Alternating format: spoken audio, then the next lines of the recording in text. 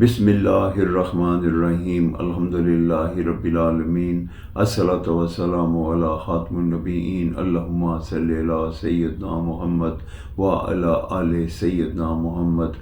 السلام علیکم ورحمۃ اللہ وبرکاتہ۔ میری آج کی حدیث سنن ابو داؤد 5164 نمبر۔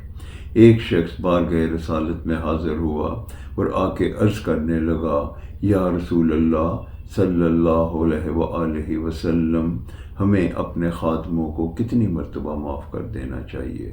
خاتم النبیین رحمت للعالمین حضرت محمد صلی اللہ علیہ وآلہ وسلم نے خاموشی اختیار کی۔ اس نے اپنا سوال دوسری مرتبہ دہرایا کہ یا رسول اللہ صلی اللہ علیہ وآلہ وسلم، ہمیں اپنے خادموں کو کتنی مرتبہ معاف کر دینا چاہیے؟ اس مرتبہ بھی نبی کریم حضرت محمد صلی اللہ علیہ وآلہ وسلم نے خاموشی اختیار کی تو اس نے اپنا سوال تیسری مرتبہ دہرایا تو نبی کریم حضرت محمد صلی اللہ علیہ وآلہ وسلم نے فرمایا، دن میں 70 مرتبہ معاف کر دینا چاہیے۔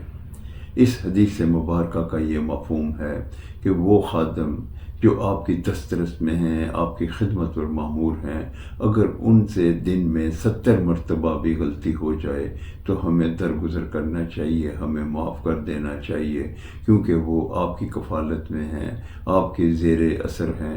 آپ کو چاہیے کہ ان کی غلطیوں کو درگزر کریں اور اس کو معاف کر دیں۔ یہ اللہ تعالیٰ کو بھی بہت معاف کرنا پسند ہے۔ اللہ تعالیٰ ہمیں یہ عمل کرنے کی توفیق عطا فرمائے۔